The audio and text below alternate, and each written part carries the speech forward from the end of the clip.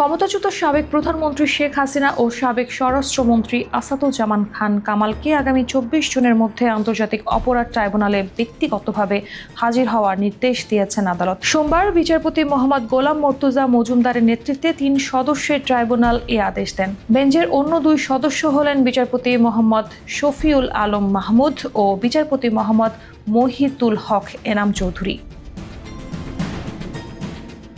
আদেশে সতর্ক করা হয়, নির্ধারিত তারিখে তারা আদালতে হাজির না হলে তাদের অনুপস্থিতিতেই বিচার কার্যক্রম চলবে।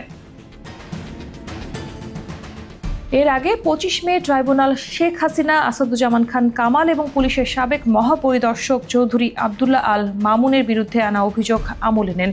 ওই দিন শেখ হাসিনা ও কামাল পলাতক থাকায় 16 জুনের মধ্যে তাদের গ্রেফতারের নির্দেশ দেওয়া হয় আইনশৃঙ্খলা রক্ষাকারী বাহিনীকে।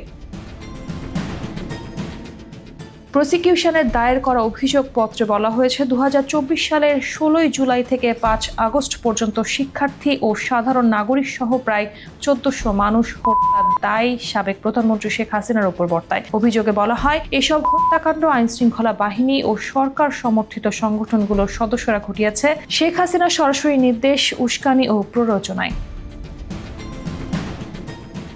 এছাড়া আন্দোলন দমনে প্রাণঘাতী অস্ত্র ব্যবহারের নির্দেশও তিনি দিয়েছেন বলে দাবি প্রসিকিউশনের। আদালতের নির্দেশ অনুযায়ী অভিযুক্তদের বিরুদ্ধে আনীত অভিযোগ সম্পর্কে ব্যাখ্যা দেওয়ার জন্য সংবাদপত্রে বিজ্ঞপ্তির মাধ্যমে তাদের অবগত করা হবে। তবে এই বিষয়ে এখনও শেখ হাসিনা বা আসাদুজ্জামান খান কামালের পক্ষ থেকে আনুষ্ঠানিক কোনো প্রতিক্রিয়া জানানো হয়নি।